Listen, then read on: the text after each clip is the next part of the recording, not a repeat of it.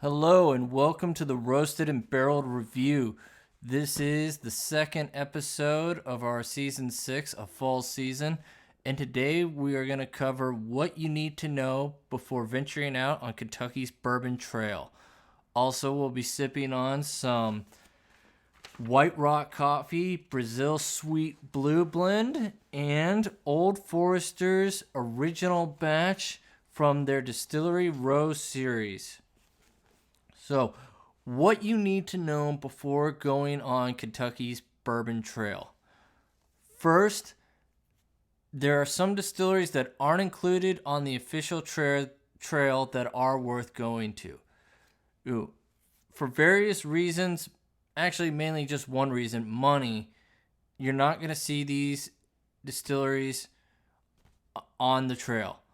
And it's not that they're not successful. In fact, probably the most successful distillery in terms of fame and prominence isn't on the trail. So the distilleries that you need to check out that aren't on the trail are Buffalo Trace out of Frankfort, Kentucky, Barton out of Bardstown, Kentucky, and Castle and Key out of Lexington, or technically Frankfort, Kentucky. You just go past Woodford Reserve and you're there.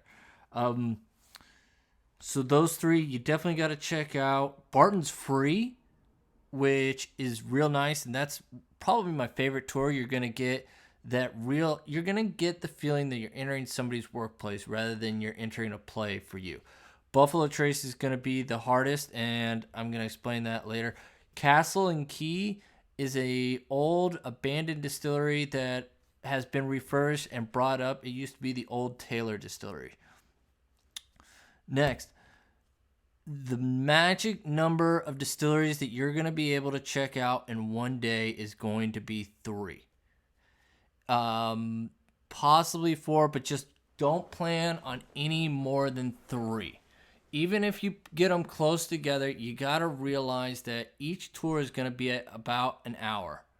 There's a video, there's a walkthrough, there's a tasting. It lasts about an hour. Then you get out.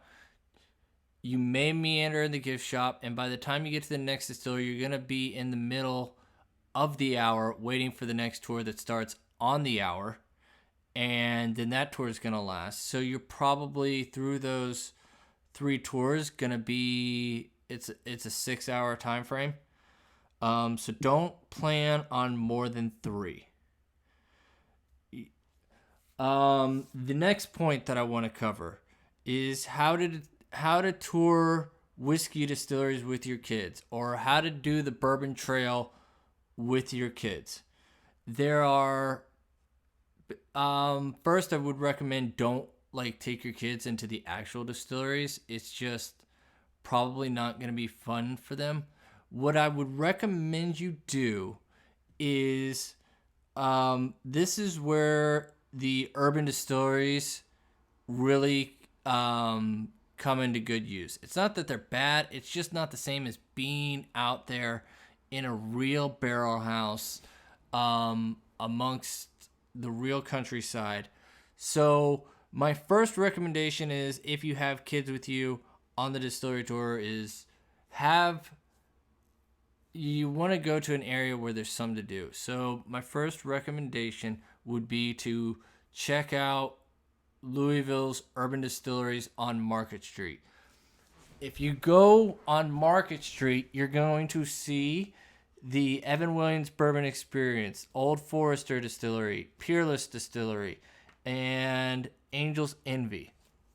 What's great about those is they're all within a long walking distance, but they're all there. But if you have kids with you, you can break it up into sending somebody with them to the Louisville Science Museum, which is really nice. You also have the Louisville Slugger Museum, which is nice. And then you have Waterfront Park, which again is also nice. And the food down there is pretty good. Now, if you're wanting the more whiskey side, I'd take them to Merle's Whiskey Kitchen, obviously for you. But if you have to actually please them and get them something they're gonna eat, you want to go to Bear Nose. That's what I would recommend for the first selection of touring bourbon distilleries with your kids.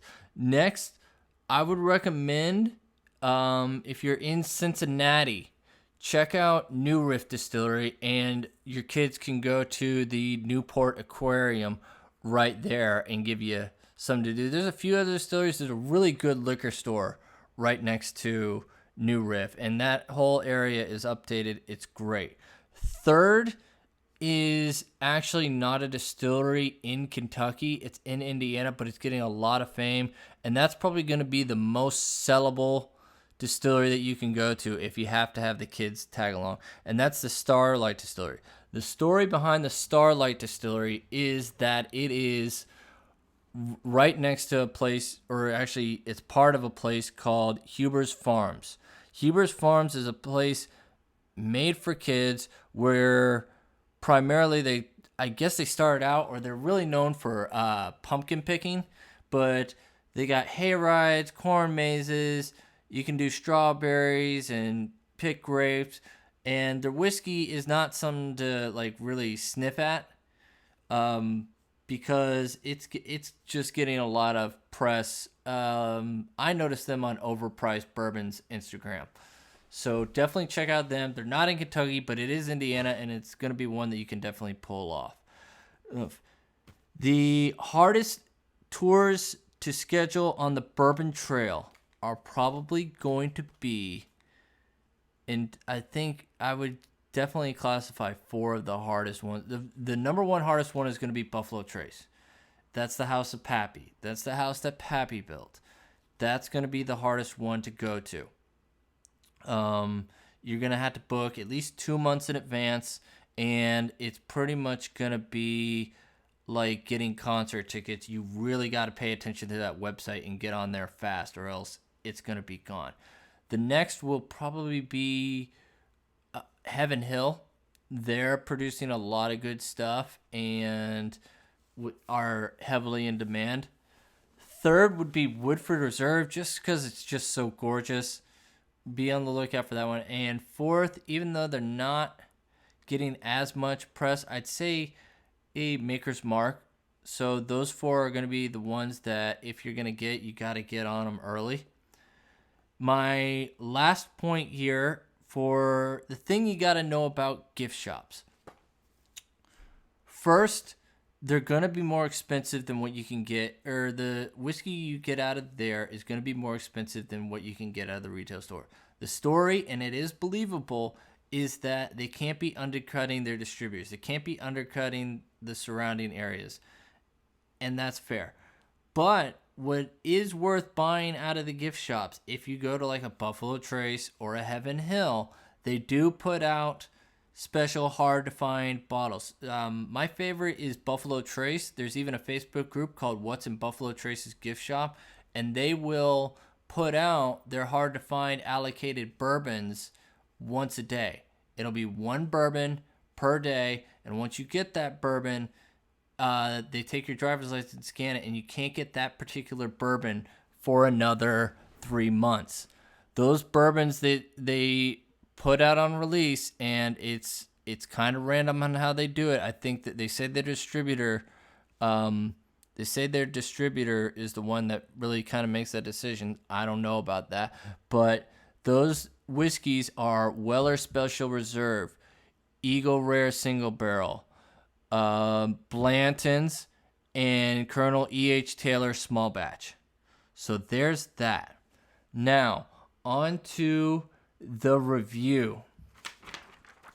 For the whiskey, since we're talking about whiskey, Old Forester Single Batch. Old Forester is straight up killing it right now.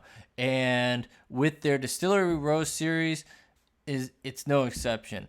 I'm getting a peppermint and cherry smell on the nose.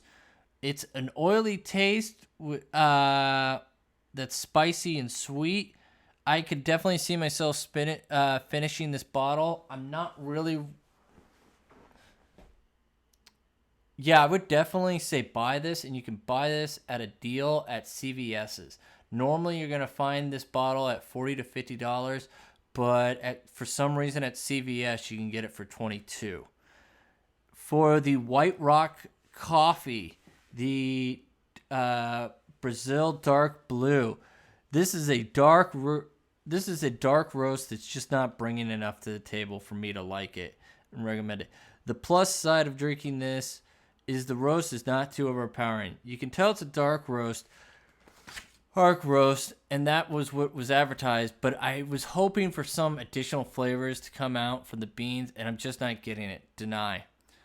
As for the pairing, this pairing is just not good. It's all smoke and char. It's very harsh and unpalatable. I also got to deny it. So that's it for our second episode. Be on the lookout for our clips, and like and subscribe to our videos if you like our content. We're hoping to get it out to more platforms, but so far it's just in YouTube for now.